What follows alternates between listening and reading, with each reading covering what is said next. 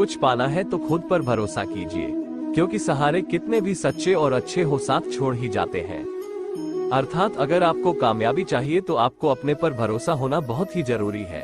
जो लोग आज आपका साथ दे रहे हैं, वक्त आने पर वह भी आपसे मुंह मोड़ जाएंगे, क्योंकि समय हमेशा एक सा नहीं रहता। इसलिए खुद पर भरोसा रखें और ईमानदारी से अपना कार्य करते रहें। मौन सबसे अच्छा उत्तर है किसी ऐसे व्यक्ति के लिए जो आपके शब्दों को महत्व नहीं देता। अर्थात जो व्यक्ति आपका मान सम्मान नहीं करता और आपके शब्दों को सुनना नहीं चाहता, ऐसे व्यक्ति से बात ना करना ही बेहतर है। सत्य हमेशा पानी में एक तेल की बूंद के समान होता है। कितना भी असत्य का पानी डालें, वो हमेशा ऊपर ही तैरता है। अर्थात सत्य को कुछ समय के लिए तो दबाया जा सकता है, लेकिन समय आने पर वो सबके सामने जरूर आता है।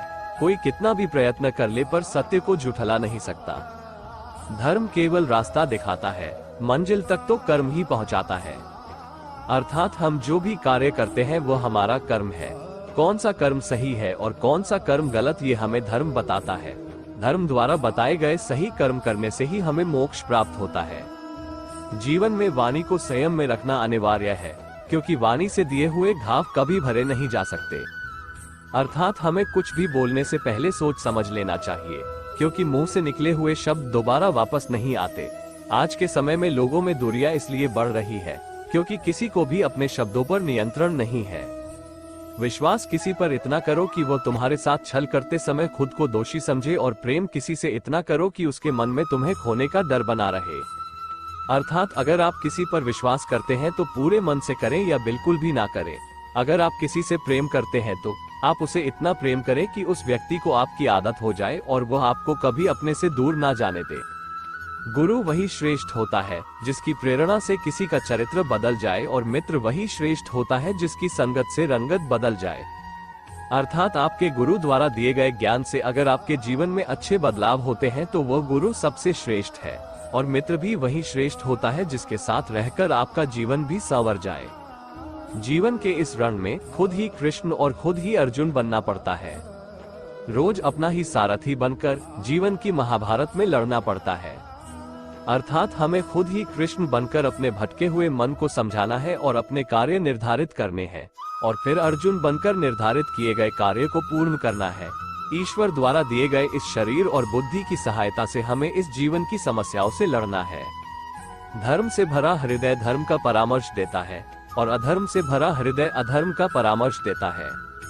अर्थात जिस व्यक्ति के हृदय में धर्म बसा है वह आपको सही कर्म करने के लिए प्रेरित करेगा। दूसरी ओर जिस व्यक्ति के हृदय में अधर्म भरा है वह आपको अधर्म करने के लिए प्रेरित करेगा। इसलिए अधर्मी से हमेशा दूर रहे और धर्म पर चलने वाले व्यक्तियों के साथ जुड़े रहे। सच्चे इंसान को हमेशा झूठे इंसान से ज्यादा सफाई देनी पड़ती है। अर्थात इस कलयुग में कोई भी सत्य नहीं जानना चाहता, सब भोग विलास में व्यस्त हैं। यहाँ बहुत ही कम लोग हैं जिनमें सच बोलने का साहस है, लेकिन लोग सच सुनना नहीं चाहते। वो सच बोलने वाले को ही बुरा ठहराते हैं।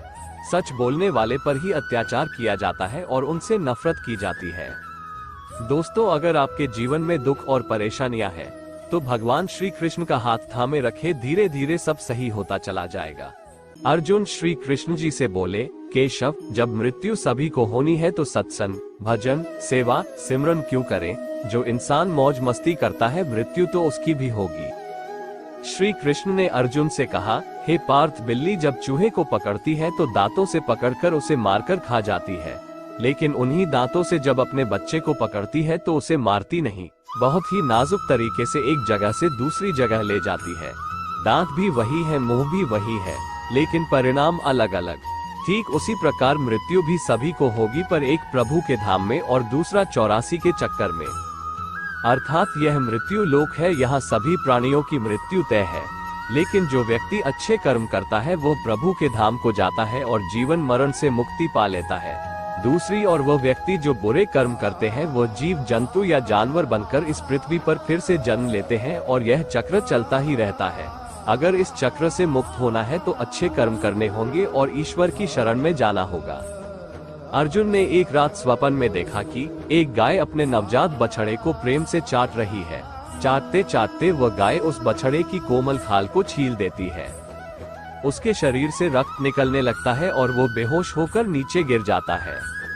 अर्जुन प्रातः ये स्वप्न भगवान श्री कृष्ण को बताते हैं। भगवान कहते हैं, ये स्वप्न कलयुग का लक्षण है। कलयुग में माता पिता अपनी संतान को इतना प्रेम करेंगे, उन्हें सुविधाओं का इतना आदी बना देंगे कि वो उनमें डूबकर अपने ही हानि कर बैठेंगे। सुविधा भोगी और आलसी बनकर विभिन्न अज्ञानता में फंसकर अपने होश गंवा देंगे। आजकल हो भी यही रहा है। माता पिता बच्चों को मोबाइल, कार, बाइक, कपड़े, फैशन की सामग्री और पैसा उपलब्ध करा देते हैं। बच्चों का चिंतन इतना निम्न हो जाता है कि वो माता पिता से झूठ बोलना, चोरी करना और अपमान करना सीख जाते हैं। इस बारे में आपके क्या विचार हैं, हमें कमेंट करके जरूर बताएं। राधा ने कृष्ण जी से पूछा कि प्यार का असली मतलब क्या होता है। उन्होंने हंसकर कहा कि जहां मतलब होता है वहां प्यार ही कहां होता है। अर्थात प्रेम लालच या किसी स्वार्थ में नहीं किया जाता। प्रेम तो निस्वार्थ किया जाता है। प्रेम में हम अपना हित छोड़कर दूसरे का हित देखते हैं। लालच स्वार्थ से किया गया प्रेम प्रेम नहीं, सिर्फ जरूरत है। वो जरूरत पूरी होते ही प्रेम भी नष्ट हो जाएगा। अगर आप किसी के साथ अच्छा करते हैं तो कभी उस बात का एहसान मत जताइए, क्योंकि ऐसा करने से आपकी पूरी अच्छाई खत्म हो जाती है। अर्थात अगर आप अपनी महानता जताने के लिए अच्छाई कर रहे हैं तो इस अच्छाई का परिणाम बुरा हो सकता है।